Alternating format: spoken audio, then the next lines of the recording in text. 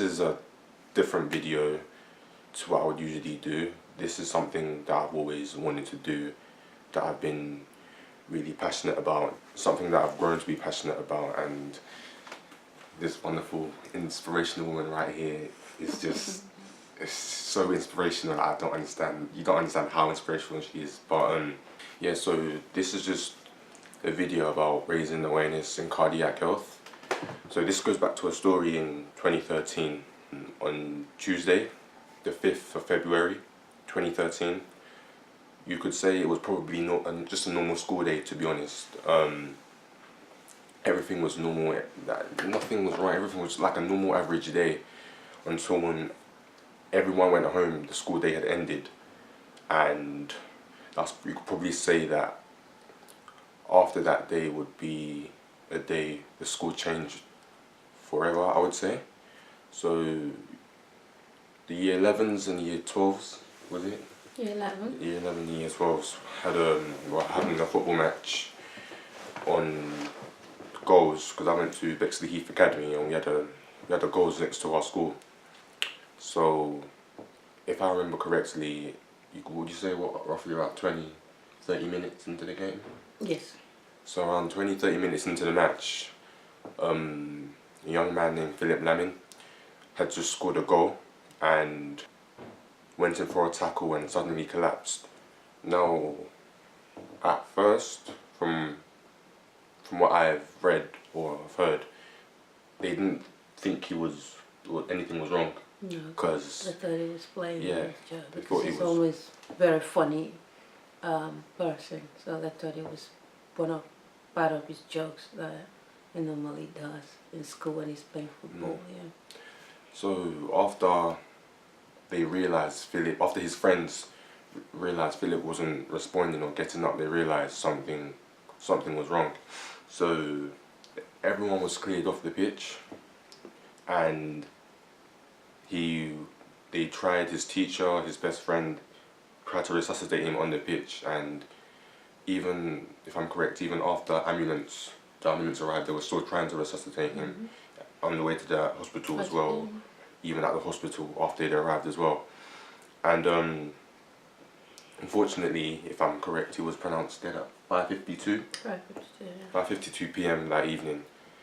Now, I'm just gonna be honest, I didn't know Philip, I didn't know him, he didn't know me, we didn't even speak. But I think it was 2 years. It was in year 11. Yeah, I was in year 9, he was in year 11 at the time. But only memory I actually have of him was when he used to speak to a former friend of mine after we'd finished playing goals during lunchtime. So that's realistically the only memory I actually have of him. But apart from that, we never actually spoke. We didn't know each other. So the following day, the 6th, I will not forget this day, because I remember the 6th of February, I was, got dressed, went to school, got to school, and there was no one in the playground, because usually we have to wait outside before registration, so everyone plays in the playground, but everyone has been sent straight to registration. And you could tell something had something had happened the night before, because the weather was basically reflecting the mood of the school, because it was cloudy, grey, everyone was silent, people were crying. I didn't know how to process it. It was sort of like, because I'd seen this guy a few days ago and he was fine, and now he's like, I'm hearing he's dead. Like, I don't understand. And so we were sent to registration. I remember my tutor trying to explain what happened, and she couldn't even explain because she was crying as well. So eventually we did have an assembly, and Mr. Ainsworth explained everything, what happened the night before. People were just crying, even on the way to the hall. People in Philipshire were crying, everyone was just crying everywhere. And so obviously what happened was that Philip suffered a cardiac arrest, and again, if I'm right, he suffered from pulmonary edema and idiopathic left ventricular hypertrophy, which is obviously hypertrophy is the thickening of the left side of his heart had thickened. So obviously enough blood wasn't going through, which resulted in cardiac arrest. Would you say that Because I heard he didn't show any symptoms. Not at all. He was very healthy. Philip was always very healthy because we always go for a yearly health checkup, and every time we go there, they always declare healthy, and they find one thing or the other with me. He was a very healthy boy, never sick at all. So would you say that because he didn't show any symptoms, it made his death a lot harder to accept for you and his friends? Yes, because I remember that morning when he came into my bedroom, there was nothing on this earth that prepared me. He said that my son, I wasn't going to see my son again for the rest of my life, you know, so I wasn't prepared at all. And that makes it really, really hard for me.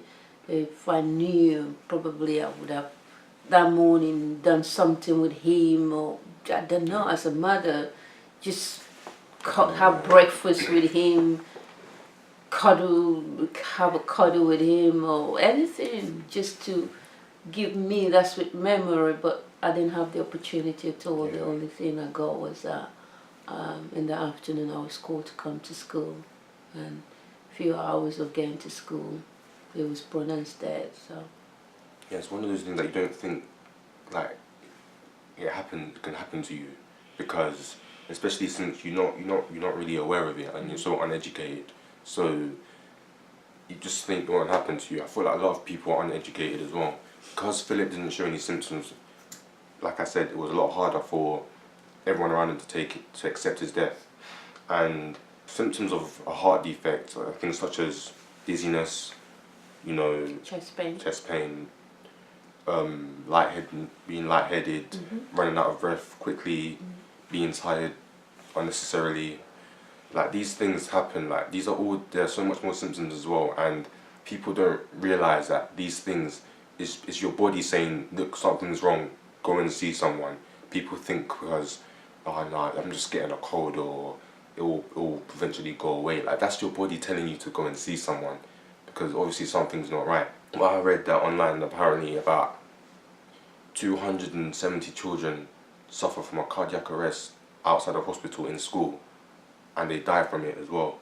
In 2013, 28,000 people suffered out of hospital cardiac arrests, and only 8.6% of those people were resuscitated and released from hospital. So less than 10% of those 28,000 people only survived. And that's it's an amazing number, because why should people, I don't understand, why should people die so soon, so young, from something that can be prevented? I mean, it's more likely to occur in, it can happen to anyone, don't get it wrong, don't get it twisted, it can happen to anyone, but it's more likely to happen to people that are active in sport. So that year, I don't know, it's just a mad number. When I think about it, it's just so, it's crazy. That year and the months ahead, the months and the years ahead, how would you say you coped, as in what helped you to cope? Exactly.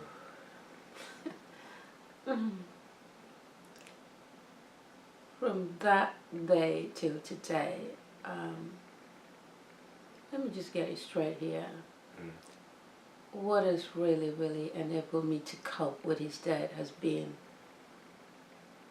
the passion for which his friend invested in raising awareness, and the passion for which they promised since day that Philip died, that they were going to be there for me. And that has never changed. It's been there just like the promise, you know. And raising awareness, getting the public or the community to understand the seriousness of the disease, of this illness, sudden cardiac arrest. And since then we've been campaigning like mad. We've been going anywhere that will accept us to educate young people, and we've been raising funds, placing defibrillators, because we were told that if there was a defib in the school at the time that Philip had a cardiac arrest, 5 minutes, exactly 5 minutes, probably he would have had a 75% chances of survival. Yeah.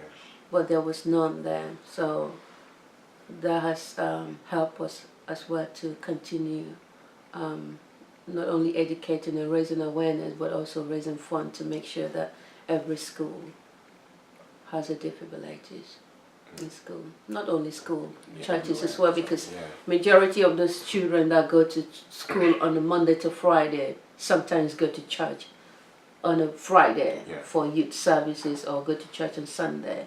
So we're not only campaigning for schools to have defibrillators, we're also campaigning for every youth club and churches especially to have a defib as well.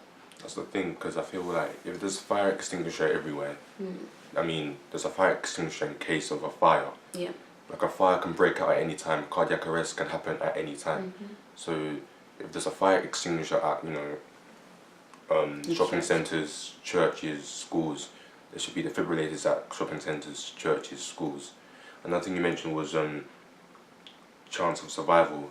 What I read, that when someone goes into cardiac arrest, their brain cells start to die 20 seconds after they've just gone into cardiac arrest, because obviously your brain isn't receiving any oxygen. So imagine that's just 20 seconds your brain cells start to die. It's online saying that every minute that goes by without proper treatment, that person's chance of survival decreases by 10%. So imagine 5 minutes have gone by and you haven't really done anything to help that person. That's 50% of their chance of survival gone, because you know you didn't know what to do. Because so many people aren't educated about this as well. Before Philip died, I didn't really hear anything about this. It's not until after he died that's when I'm hearing people are suddenly collapsing everywhere. I remember when I was young in my childhood, I didn't really hear anything about anyone collapsing or nothing. I didn't really hear anything about it. And after he's died, obviously, I'm hearing it's becoming a lot more frequent now. And that's why I feel like so many young people need to be educated about this, because it's beneficial. Like, it's beneficial to you and to everyone around you. Like, I'm gonna try and explain. Like I said, I was gonna try and explain this from a religious point of view, because we're both Christians. So it's like I said earlier, about long life for obviously those of you that are Christians. Even if you're not Christian, just listen to this. If you're not religious at all, just listen to this, please, because there's God. Whether you believe it, whether you don't, there's God, and it's only through Him that we're able to breathe and do the things we do on a daily basis. And it's like I said to obviously Aunty Juliet, I can't call her by her name because she's old enough to be my mum. But like I said, it's only God that gives us the glory and the grace to be alive, to see every day. Every milestone we reach in our lives is by Him. Those of you that reach, you know, ages 70, 80, 90, and those of you that are really blessed, 100, it's all Him. It's all Him, you don't understand. So I try and use Philip as a prime example to just, whatever I want to get done in life or in a day, I should just try and get it done, because you honestly never know when. This is something that, I don't know why, but like I said earlier as well, I woke up one morning, I think it must have been in 2014, and I just started thinking about him, and a day doesn't go by where I don't think about him. And I thought to myself, okay, I've got to stop thinking about him, actually do something about it, because there's a reason why I'm thinking about him. And I don't know why I think about him. Like I said, I didn't know him, he didn't know me, but after all of this time, it's felt like I've known him in a way. I can't really explain it, but that's what it feels like. Yeah, guys, please don't. Whether it's it's not because of your mum's prayers, your dad's prayers, your grandma's prayers, who you're related to, who you are. It's just because God has said it's not your time yet. So that's why you're still breathing. Please don't forget that, because again, I mean, a part of me sort of wishes I did know him, because the way he was described, the way people described him, seemed like a honest, generous, kind, with all an understatement, to be honest. But this is something that's really, it's grown on me, as in I want to do something as well. I want to stop young people from dying way before their time.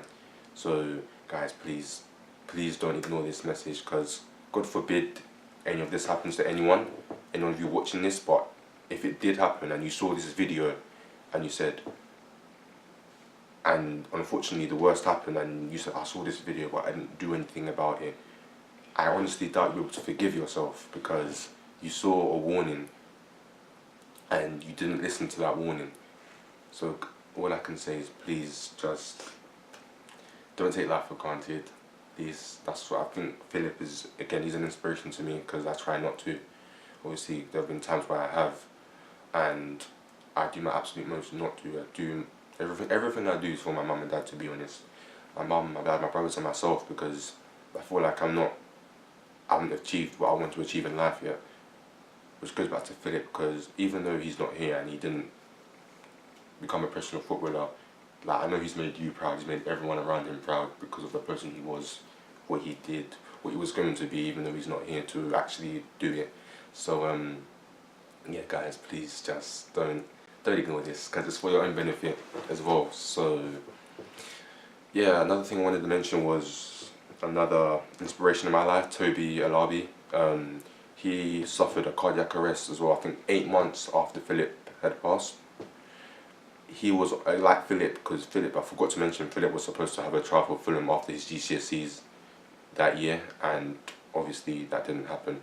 But with Tobi, he had a cardiac arrest as well. Thankfully, unfortunately, he survived, and he's doing something about it.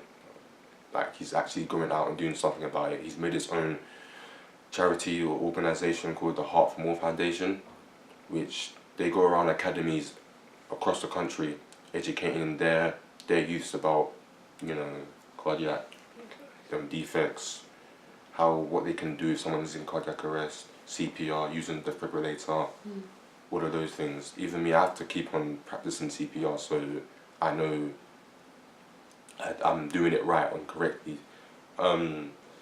This is something that's always been on my mind. It's just growing in me. I remember when the first time I met you, and you were just so kind.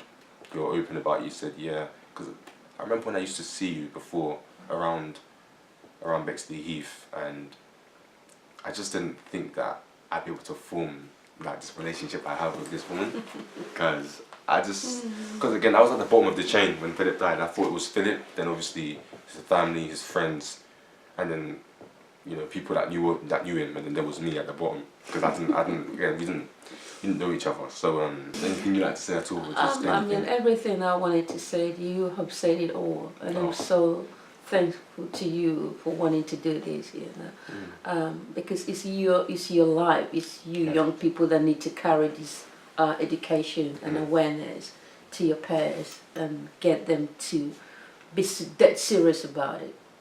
It's their life and they have to look up to it. We parents, we can advise, support you in a way we can, but you're out there and you see what happens every day, so you need to be willing to be interested in this particular issue and find a way to do something about it. And I'm so proud that you're doing something about it, and I pray and hope that young people, your friends, your peers will listen to what you just said. Probably when I say it, they might think, oh, it's because it's her son that passed away, so it might not be serious, but you have been part of it, you know everything about it, and you're doing something about it. And because like you were talking about people doing what they need to do, because we're given today, the next hour, I don't know what is going to happen to me the next hour. I mean, nothing's ever promised. Nothing is promised. Yeah. It's an ugly truth, but everything promised in life is death. Apart from that, nothing is really promised. Everything you have that's given to you, that you achieve, that you reach, is all because of God. So, again, guys, please just take this in. Would you like to talk about your bike, your 25 mile bike? I'm doing a 25 mile bike ride in memory on the 21st of in memory of Philip's 21st birthday, which is coming up on Saturday. So I'm going to Water, and please go fund me. My goal is to raise fund for 10 defibrillators for 10 schools, and so a defibrillator is about £1,000. It's 700 and something, including the VAT, which amount to £1,000. So my goal is to be able to raise money for 10 defibrillators. So just go to my GoFundMe page, which you're gonna I'll leave that in the description. So please go. So go fund me, support me. I am begging the church, especially the Christian, the church, to support me, because that area has been very, very challenging. I remember I was talking to a group of parents, Christian parents, about the issue, and the lady just bless her soul, the lady just said all her children were covered by the blood of Jesus. Yeah, that's one and thing. It was very ignorant for her to say that, because my son was raised in the church all his life. He went to church, you know. So, so please don't be ignorant about forgetting that even though we are raised in the church, we're still living in a world where there are so many illnesses. Yeah. And I don't cook shaki in my house because, again, people say it's because the kind of food we eat a lot of shaki. And I don't cook shaki. If I go out, I've been given shaki, I will eat shaki, but I don't cook shaki in my house. So it wasn't shaki that killed my son. It was cardiac arrest. So be willing to be educated about it and try to learn so that you can support your children. Don't just ignore it and just put it by side and say because you're raised in the church, it's not going to happen to your children.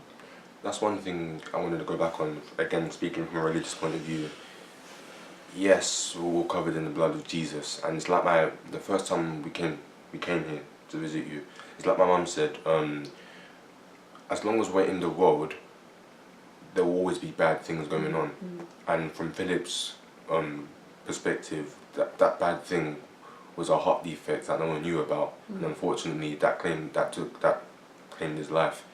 Now, yeah, we're covered in the blood of Jesus, but we shouldn't be so ignorant, or we shouldn't neglect the fact that, you know, this can still happen to us. It's like I said, it doesn't matter how strong your faith is, that doesn't matter. I mean, if it can happen to Philip, someone is, you know, is innocent and is church going as Philip, it can happen to anyone. So again, please, please, I cannot stress this enough. Like, seriously, I cannot stress this enough. Tobi can't stress it enough. Aunty Juliet can't stress it enough. Please, because you guys will remember Fabrice Muamba as well, who collapsed on the pitch in a game versus Tottenham Hotspur, and thankfully, again, fortunately, he survived. But obviously, he couldn't continue his career due to doctor's advice, so he had to retire from the game. I mean, some people do get back. I mean, cardiac arrest can result in 3 things. Unfortunately, it can be death, brain damage, or the person can make a full recovery and still go on to play the sport again. But in most circumstances, they can't, because if something was done about it before, someone knew anything before, the right steps could have been taken. So that, you know, they probably will be able to still play sport. But yeah, I can't, honestly, I just can't stress this enough. Let me just jump in there quickly. We do organize heart screening in the community as well. And if you're interested in one, if you have a child between the ages of 14 to 34 and you're interested for them to go through heart screening, we will be having one next year. So if you want to put the name of your child through, it only costs £35 to save a child's life. Even if you don't do it if you don't want to do it for yourself, just do it for your children. I mean, think about it, £35 for life. I mean, it's not a lot, is it? It's just, come on, it's for life. I mean, you want to know, I mean, so, I feel like some people are scared because they don't want to know, they don't want to know about this, and it's not, I mean, I'm not going to sugarcoat over anything, like, this happens, like, there's nothing to be scared about. So I can't stress this enough. I mean, there's a fact. People, I think young people ages between, is it 12 and 35? 14 to 34. 14 to 34. 14 to 34 die every week.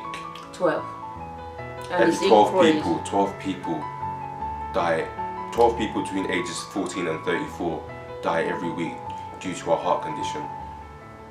I think what I found out in college, that circulatory disease is the most common death issue in the UK. Like, not natural causes, not, you know, old age. It's a heart condition. That's the main reason for death in the UK. So guys, I can't, honestly, like I said before, I honestly cannot stress this enough. I didn't think that I would be so passionate about something, and in all honesty, I've never wanted to do something so much for a person I didn't even know. So honestly, I feel like it's just had a one of a kind effect on me, considering we didn't know each other. So again, guys, please, please, I mean, if you want to talk to me, how can people contact you actually, if they want to talk to you? If they want to talk to me, Yeah. my email address is info@julietlaminthebook.com. I repeat, info@julietlaminthebook.com. And if you put my GoFundMe website, my details will be in the description. Yeah, obviously you know how to contact me. All of my socials will be in the description. And yeah, guys, that's all I really wanted to say. This is something that happens. This is something I feel like the government don't really care about. But I just like to thank my mum and dad, because even though this is something I wanted to do for a while, they've been supporting me.